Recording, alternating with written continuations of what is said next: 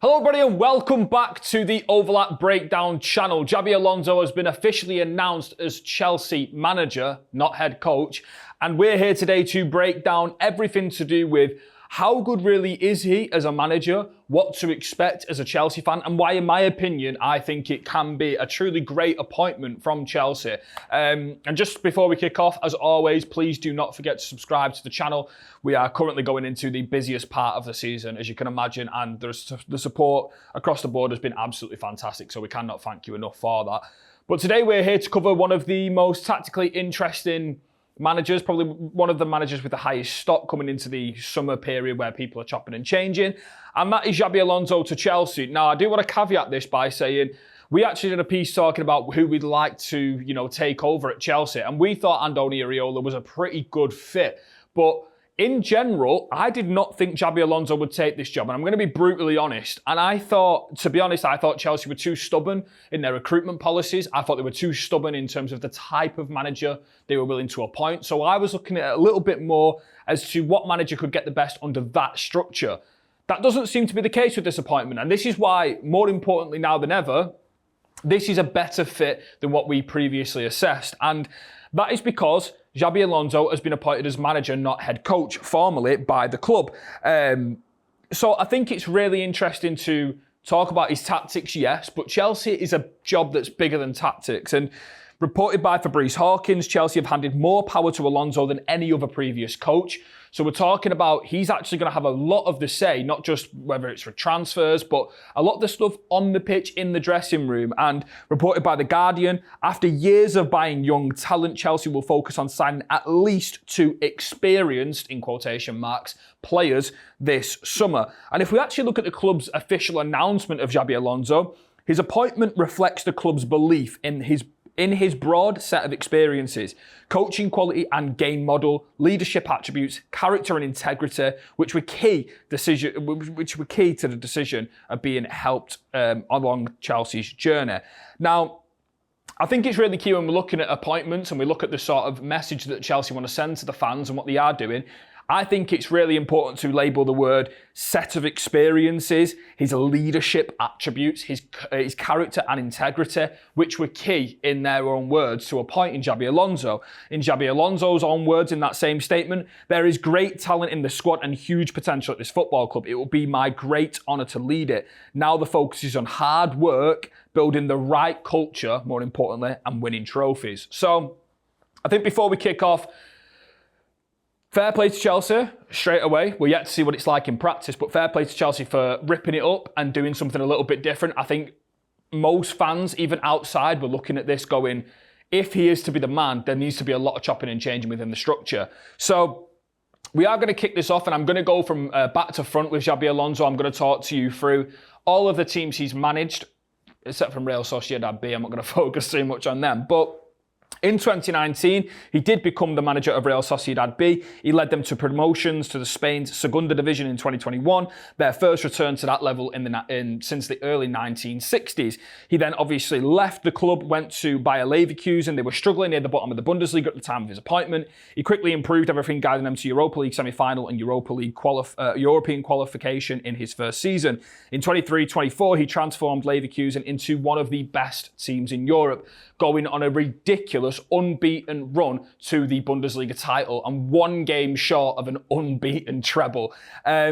So yeah, in my opinion, a phenomenal coach. And I want to go straight on into talking about what he was doing at Bayer Leverkusen. So we are now going to talk about this 3-4-3 that he was implementing at Bayer Leverkusen. This is going to be a little bit more of a longer piece because there is so much detail to talk about here, because luckily at Leverkusen, we had 2 seasons to work with. So I've focused a lot on the first and second season and the differences between the seasons in terms of his philosophy, the messaging, what changed.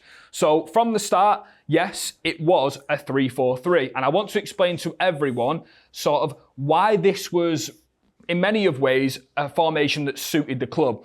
If we look at his title-winning team, we had Florian Wirtz in the right or left pocket. We had Victor Boniface, who was obviously dropping in as that more fluid number 9, more of a João Pedro-like number 9. We had Jeremy Frimpong at right wing-back, who that season was absolutely incredible in arriving at the back post, scoring multiple goals. And then we had Alejandro Grimaldo, who actually had the most direct goal contributions of any Leverkusen player in the Bundesliga the season where they went invincible. So this team was definitely built to maximise the players that were there. Not just that, but we had Edmund Tupsoba and Kasunu, who were the wide centre-halves for the most part. Jonathan Tah, who was a little bit more of an old-fashioned defender, who stood in the middle, heading everything away, being more of a leader. But these two centre-halves, if you've ever watched them, long-legged, slim, very Achampong-like, Josh Achampong-like, in terms of long legs, can step out with on the ball, but can also arrive in the press. And that's what we're going to focus on a lot today. So I want to initially run you through the second season at Leverkusen and why they were so good. So off the ball, Leverkusen like to use a 5-2-3. Very early on in Xabi Alonso's Leverkusen, we saw this shape. Now, as a Manchester United fan, I have seen this shape at my club in terms of mid-block, low block, high press, and it's very hard to coach. And one thing that was really apparent to me is the athletic profiles that are needed from your wide centre-halves, which you've just talking about there. So I think we're going to throw this on now into a game they played against Werder Bremen, and this is what it looks like when it works. So we can see 5-2-3. First screenshot, we can see that almost net in them forward front five players. But in the first screenshot, we can see Edmund Tupsoba, who has stepped all the way out from the press, right into midfield like this, and has gone and stood on Werder Bremen's pocket player. So if we throw this on, we can see that forces a back pass. Boniface closes it down, and we can see Granit Xhaka actually instructing the Leverkusen press and where to go. The runs are really nice, curved. Hoffmann locks off the left centre-half of Werder Bremen.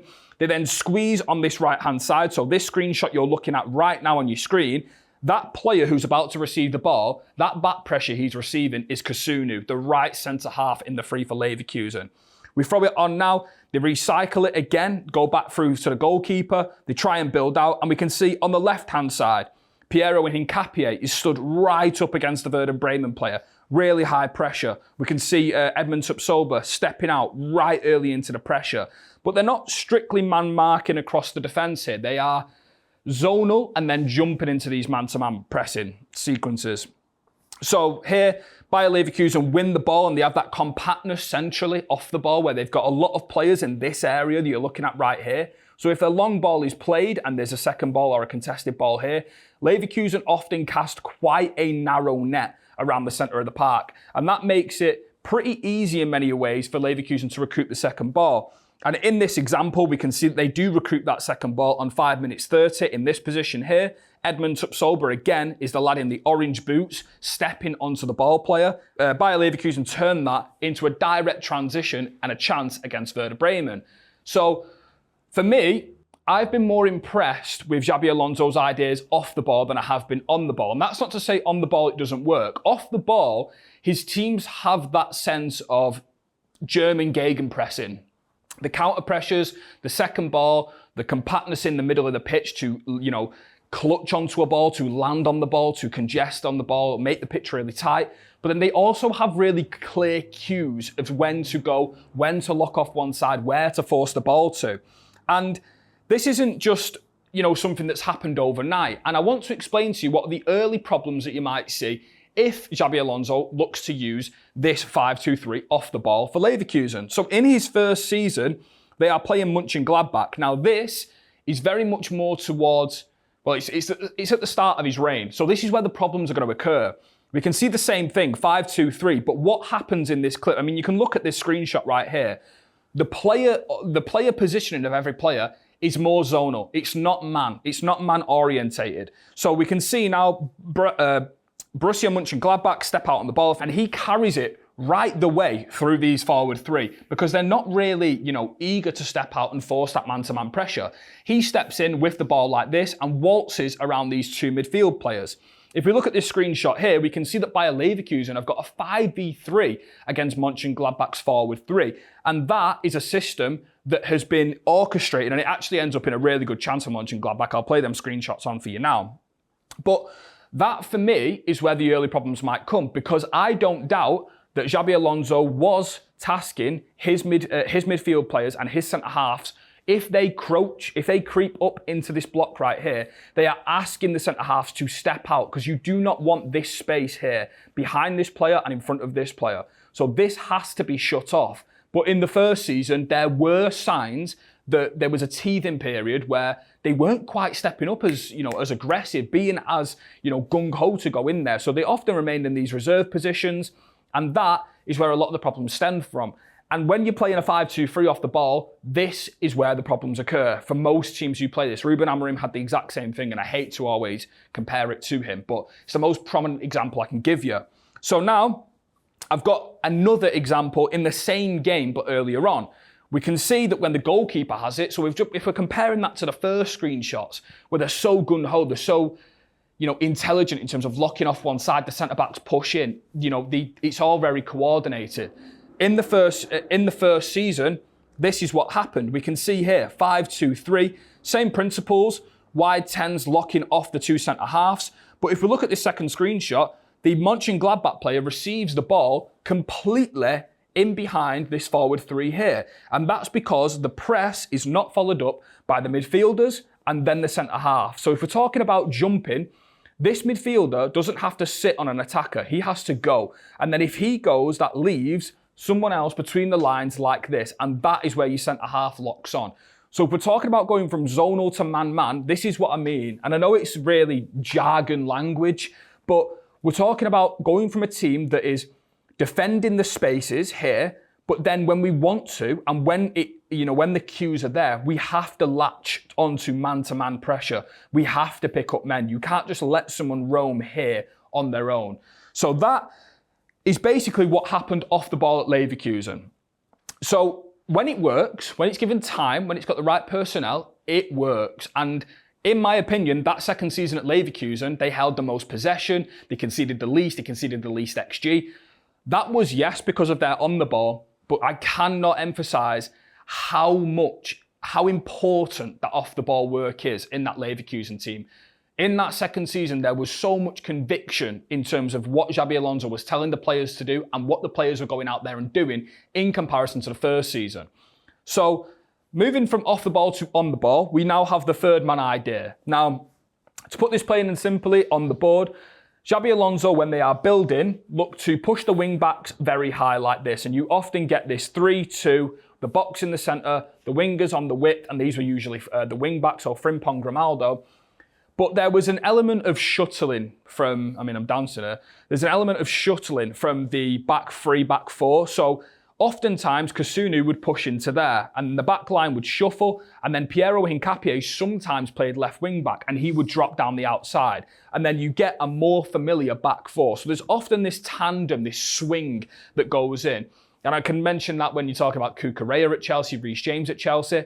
Yes, they can probably play next to a centre-half like this, but most of the time, they want to swing into these wider pockets and, come into these outside areas. And that is where Bayer Leverkusen look to create the most of their danger under Xabi Alonso. So again, same game, third man concept on your screen. So Johnny Tah steps out with the ball, and we can see there is one sitter in front. Jonathan Tah smashes the ball right through the lines, really good pass, takes out three Mönchengladbach players, and we can see that the first touch, I'm pretty sure this is from Florian Wirtz, he bounces it in that third man idea, he bounces it, so he's attracted three bodies in that picture.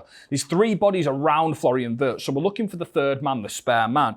He then lays it off, and then the pass is given out wide to Piero Hincapié, and he can then fire a ball through the left half space, and it ends up in a goal. So if I show you what it looks like on the board, and I'm not going to push everyone on, but we can imagine that you got your two-man press here. If he goes like this to curve inside, we're looking for bang, first touch, bang, and then we're out, and we've took advantage of that. And because the amount of pressure and the amount of players Florian Wirtz draws in this, you can pick apart a defensive structure just by enticing that pressure and playing fast off the man. Now, this isn't something that Xabi Alonso has done just with the ball on the deck, and I want to show you what I mean by that. So they played a Europa League game against Roma, and we can see in 11 minutes, this is more a situation you're going to be familiar with in the Premier League. So full court press from Roma, they've locked off pretty much all the ideas. Taps over into Jonathan Tah, into Moussa Diaby, and Moussa Diaby then fires it off the number 9, and he lays it off back to Florian Wirtz, and it's played really nicely in behind for Moussa Diaby, who actually hits the crossbar in this example. But they go from back to front in roughly about 11 seconds, with the ball being very much direct. And when it happens in the three at the back, they can often attract pressure in these very, very, very wide spaces. But if you can imagine that this is a 4, and you can just look at over there at the opposition's shape, it's very hard to contain this. But one thing that's always really apparent with Xabi Alonso's teams, especially at Real Madrid, is the depth of attack. So we're talking about, yes, we can play like this, we can bounce it off, but when that ball is set maybe like this, into the into the right central midfield player, maybe off the right wing back, when it comes back off that third man, we're looking for depth of attack. We're looking to hit this space. If you go and watch a lot of Kylian Mbappe's goals under Xabi Alonso, bearing in mind it is Mbappe's standout attribute, look at the amount of off-ball runs that are going in behind for Madrid when he was there.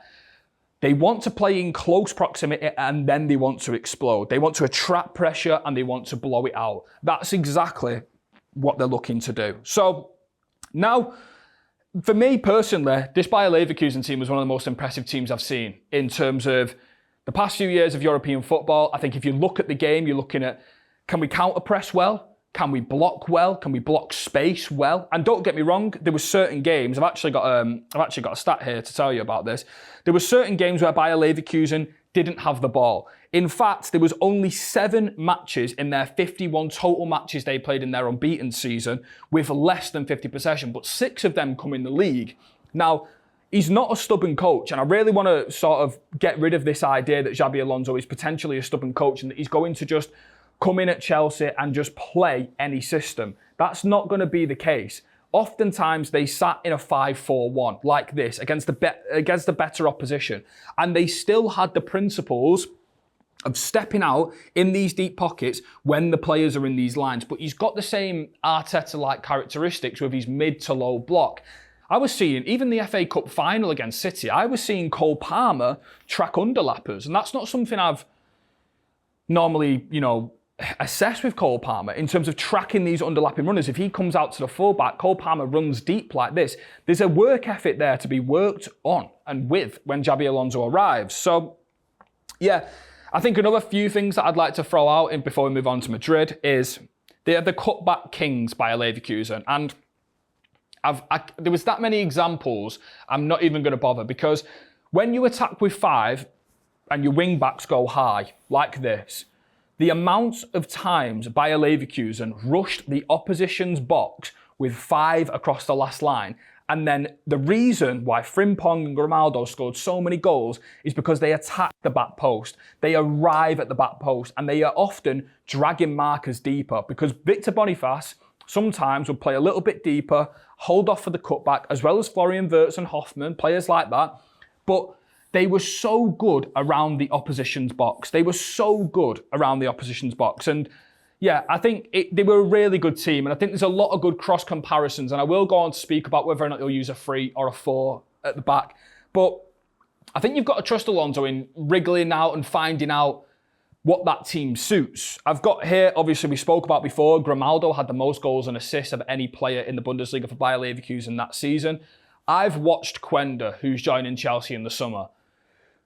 I really like that lad, and I think that is a world-class potential wing-back, and I'm being really honest when I say that. And I think, we'll come into it at the end of the video, but I think I would not be surprised if he platforms him in that way, because he has got every attribute to replicate them seasons we've seen from Frimpong and Grimaldo. Every attribute. I'd be more worried about the right-hand side, but Quenda is a sensational player. I watched him in the under-21s Euros for Portugal. He's amazing. Absolutely amazing. So, obviously, João Pedro, stylistically very similar to Victor Boniface in terms of dropping in and adding a +1 in the centre. Because if he's here and we've got 2 players running beyond, this attracts so much pressure, offers inside with Granit Xhaka and Palacios and players like that at Leverkusen. So I can see that working with João Pedro as well.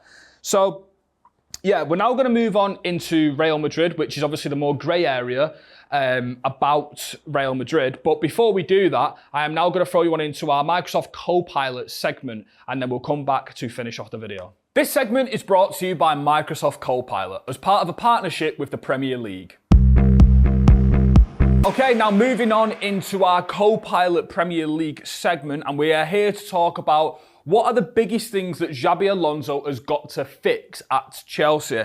And to do this, we're going to ask the Premier League companion powered by Copilot, how has Chelsea's performance compared to last season? We can see when we get it back from the Premier League companion, Chelsea have dipped in attacks and results compared with last season, while their defensive numbers are also slightly worse. We can see that their goals, he's at 57 this season, down from 64 last season. The assists are down, the expected goals are down, the victories are 6 down, the shots are sharply down from 425 to 337. Their goals conceded have gone up. Their clean sheets have gone down, but not by that much. The yellow cards have actually gone down, but the red cards have gone up from last season to this season by a total of 5. And for me, we have just watched, obviously, Chelsea put up in a really resilient performance against a Spurs team that were fighting for their lives.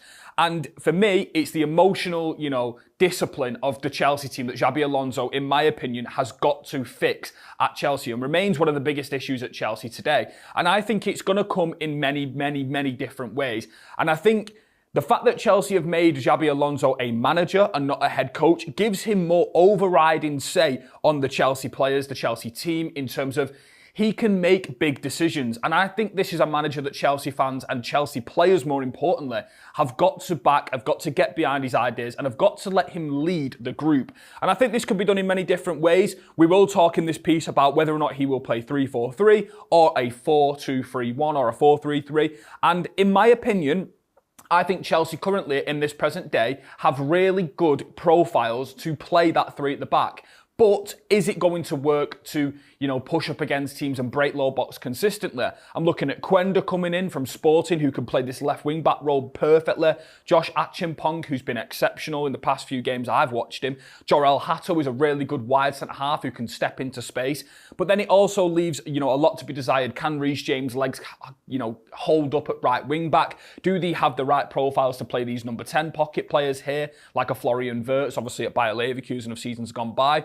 And can Enzo Fernandez and Moises Caicedo actually be used in this two-man pairing in midfield? Do they have the right mobility, right feel for the ball? And for me personally, I think this is a brilliant appointment. I think Real Madrid have been through so much this season to the point where Xabi Alonso's stock is at an all-time high, in my opinion, because what he did at Bayer Leverkusen cannot be underestimated and cannot be underrated. They almost won an unbeaten treble, and you don't fluke seasons like that. And I think his teams bring the right stability. I think they are aggressive out of possession. Their counter-pressing is exceptional.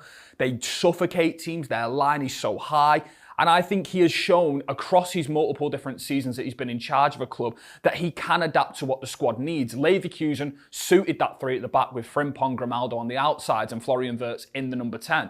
But at Real Madrid, they didn't quite have the profiles. So it's up to Xabi Alonso, and more importantly, Chelsea, to trust Xabi Alonso to make the decisions he needs to make, whether it's in the market or on the football pitch. 30 seasons of data all at your fingertips. From every moment that makes you a fan, from your club's history to your favourite players, go to the Premier League companion powered by Copilot in the Premier League app. Okay, now returning for our second piece of the Xabi Alonso video, we're now going to talk about Real Madrid. Now, Real Madrid fans might hate me for this, but that club, in my opinion, is one that has been a circus. And I think I would love to take a lot from this with Xabi Alonso.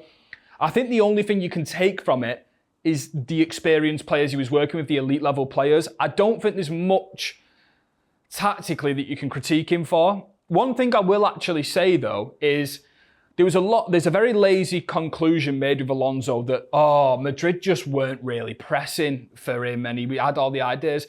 Nah, when I watched him, I thought a little bit mix and match. I mean, so we've talked about Xabi Alonso at Leverkusen and then going from a 3-4-3, stepping out, applying pressure, sometimes defending lower, all that kind of stuff. Very different at Real Madrid. Not very different, but very different shape. I've got this example here against Girona away, and we can see this is in 47 seconds into the game. So, in my opinion, the first 15 minutes of a game is where you're going to see the clearest ideas tactically, because obviously the game goes on and there's emotion involved, there's adrenaline and stuff like that. But the first 10, 15 minutes, you're going to get a clear view. We can see here right now, Real Madrid are playing in a 4-4-2 zonal block. We can see it right here. There's a few man-to-man sort of orientations. We can see that obviously Rudiger's step out a little bit, but mostly this is pretty zonal. Now, what happens is they move the ball back into midfield, and Bellingham is the first one to apply that man-to-man pressure. Bellingham steps out onto Girona's number 6. And we can see that when the ball is worked backwards, look at how good this Madrid press is. I mean, I'm being serious here. Like, look at the amount of players they've locked off. We can see that forward 4 right there. We can see Mbappe locked on. And I want you to look at Valverde in this picture, who's the nearest player to the camera, the nearest Real Madrid player to the camera.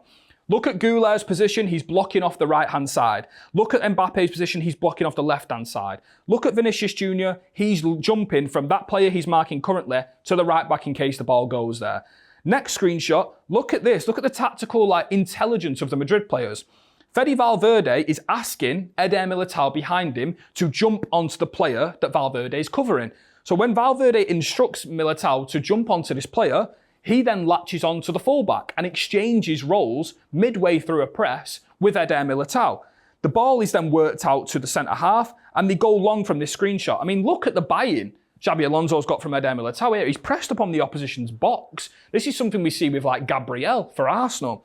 And then if we look at the next picture, that's Rudiger who's won that header right there on your screen, 1:07. That's Rudiger. The furthest player back for Madrid is the 2 fullbacks. The 2 centre-halves are pressed all the way up. But that's come from a zonal block. That's come from defending space. So, yeah, I do think sometimes you can probably say that Mbappe and Vinicius were cheating the press. I think there's a lot of goals you can go and watch from that pair at Xabi Alonso's time there, where you often get this balance where they're stood like this and then one of the forwards just stays high. And oftentimes you use Bellingham as the left and right midfielder in the 4-4-2 to cover the space behind Vinicius Jr. to let him stay high. But what I'm actually seeing here is a pretty clearly coached, pretty brilliant press. Like, all in all, everyone's bought into that. They've limited all the options. They've not really got an out ball anywhere in there. So I think with Madrid, there's not too much to take from it. I think on the ball, what I will say is there was a lot more freedom given to Madrid. I think Xabi Alonso did adapt to the Madrid players. You know, he went into a squad with better players, with more elite players, and he gave them a little bit more freedom. I mentioned in the first piece we done on Xabi Alonso, when they often pushed up into more of this 3-2-5, which obviously we've already spoke about this video for Xabi. I think oftentimes we were looking to very much change positionally. So sometimes Tchouaméni would come and stand on the ball in the middle of the central defence. The centre-backs would split. That would maybe get a full-back, maybe narrower inside, push him along there. They often use Arda Güler in front of the back 3 like this. Tchouaméni was pretty good under Xabi Alonso, I thought. I thought he'd give him a lot of defensive control, not on the ball, I'm talking off the ball, in terms of clogging defensive transitions. I thought he was pretty integral. And I look at Moises Caicedo a little bit in that, in terms of he can stop defensive transitions. You know, he can do that to a pretty good level. So yeah, I just think for me, I mean, I can show you this. I made this a bit of a joke on Twitter, but I've got this early bad block against Celta Vigo. So the same principles as before, we've picked up on the first 10 to 15 minutes of the Madrid games. This is at 3 minutes. So we can see right now, Real Madrid have pushed up and the goalkeeper's got the ball in his hands. Vinicius Jr. is trying to obstruct the press. From this position, it looks pretty favourable. They've got 3 across the front line. They've got 4 behind. They're pretty zonal, but they're going to jump to man-to-man. I don't really like Tchouaméni's position in this image because he's defending more space, but we can see the next image, it's worked out wide to the Celta Vigo left-back. Works then across the box. We can see Fede Valverde again on this picture instructing that right back is going to receive the ball. He's going like that and pointing across the pitch. We can see that when the right back gets it, what have we got here in this picture? Look at Fede Valverde, Arda Güler and Vinicius Jr.'s reactions. They are all pointing at that spare man in between the lines of Real Madrid in the defence when they're high pressing to latch onto him. Real Madrid don't latch onto him, and this lad runs all the way through the pitch, gets into Madrid's half, and Celta Vigo, I think, get the first shot of the actual game. So, in this image here at 3:07, we're seeing the same sort of ideas or sort of problems that we saw in the Leverkusen first season, where they're not quite as clued up to go in and to go and press and put back pressure. And everyone in the Madrid team, other than Tchouaméni in this instance, actually recognises that. So for me, there was a clear tactical plan. Most of the problems for me actually come on the ball. I mean, I watch Xabi Alonso's Real Madrid quite a lot. they were quite stagnant on the ball, and they were quite a lot of square pegs, round holes. We're talking about the Vinny and Mbappe. How do you get Vinny and Mbappe in sort of playing left wing when they both hog the same space like this? How do you get, your two pocket players, but also have enough in here? Where does Bellingham play? Is he a 10 like this? Is he crashing the box, or is he coming getting the ball like that? If we've got Trent Alexander-Arnold, has he got the legs to go and play wide right? Rodrigo, season-ending injury. How does that impact the right side dynamics? Arda Güler, is he a 10? Is he a 6? Valverde, he can play anywhere, but I think Madrid is a very interesting one to talk about. But for me, I want to stress enough that I think this is a good appointment for Chelsea. And to do that, I've got a table on your screen right now which compares per season. So we're talking about Leverkusen's total under him. So the 2 seasons he was there, the Real Madrid total, the 1 season he was there, or half season he was there. And then Chelsea, since the start of 24-25, total per 90 metrics. We can see here, the goals per game for each of Madrid and Leverkusen are well better than Chelsea's. So is the XG. The goals are above XG. The possession is a little bit better than what Chelsea's is right now. Touches in the opposition box. At Madrid, they averaged 38 touches in the opposition box per 90. They averaged 30, Chelsea, this season. That's a pretty sizable jump.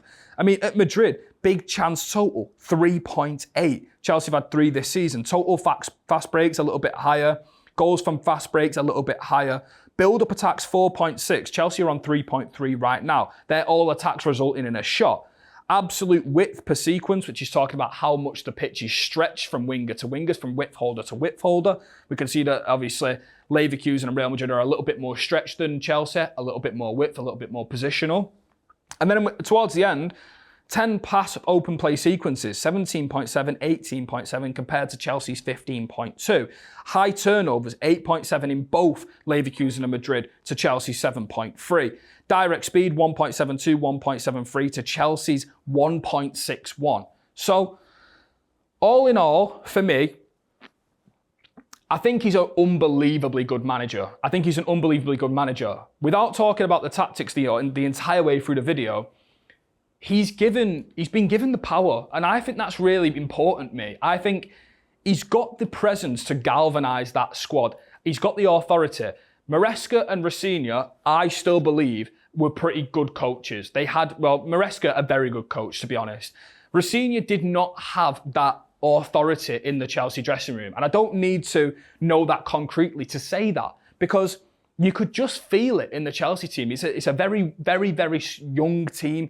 They're emotionally dysfunctional sometimes. We're talking about the amount of red cards they've had this season. The emotional intelligence of that squad needs to be channeled. It needs to be, navigated. And what better player to do that, better player coach to do that than Xabi Alonso, a man who played the game at his own pace, at his own speed. And I think if he's given, as reported, the backing in terms of bringing the experience into the dressing room, in terms of galvanising the team, in terms of being able to say what he wants to the players, being given the power in the dressing room, I think he'll be a success. And I think it's really, really key. I really like this appointment. After what come out about him giving, a bit more power, I really like this appointment. And I think it could be one that in a couple of years, Chelsea fans look back on and go, thank God we got him. Because he's authoritative. He needs authority. We've shown that he can go from having a team that understand his ideas to put it in play over 1 season. We've shown that at both clubs. Different reasons at Madrid. Don't get me wrong. Xabi Alonso had a 70% win rate at Real Madrid. 70%. And I know it's Real Madrid, but come on, that's ridiculous. And do you know what's really funny? I went back and I watched the only game they lost that season, Atalanta against Gasperini. Ademola Lookman hat-trick in the final. The way they beat them, and it's Gasperini's idea as well, so I'm not going to say he copied him, was matching up Leverkusen at exactly what they do, which was playing zonal, and then when the ball went backwards, stepping out 4-man to man, centre-halves following up. So, for me, I'm really struggling to see how this fails if they follow through on the promise that he's going to be given the power. I really struggle to see it, especially if the experienced players come in. I don't know what European competition yet Chelsea are going to be playing in, But this could be one where they could very much kick on next season and become a better team than you think. The question boils down to, as a lot of fans will know, it's not surface level, but is it a 4-3-3? Is it a 3-4-3? Personally, for me, I think it'll be a 4-3-3. I think. I'm not like absolutely confident on this. One thing I will say is Xabi Alonso will tinker very early on. So don't lose your head if he plays 3-4-3 and you don't want that first game. The reason why I say this is because, in my opinion, Chelsea need a little bit of defensive stability. And I know it sounds funny from like dropping a centre-half and maybe a full-back's more defensive stability. I think, more importantly, when Madrid pressed, they used a 4-4-2. I think if they played 3-4-3 and they had the three narrow forwards across the front line, I don't think João Pedro, Palmer, and if they do sign a player at left wing, which they should, I don't think, unless that left winger is a monster out of possession, that's enough to spring out of that mid-block to go man-to-man and to put it in. And I think there's too many complications if you try and do that, because what you end up with in the 3-4-3 is you could end up in a situation where, I don't know if he's going to stay, but Enzo Caicedo was the two-man in there. I don't know if that is the right balance for me in there as a two, especially if we mention them first season problems that Leverkusen had in terms of getting played down the sides here. I don't know if Enzo Caicedo has the right mobility.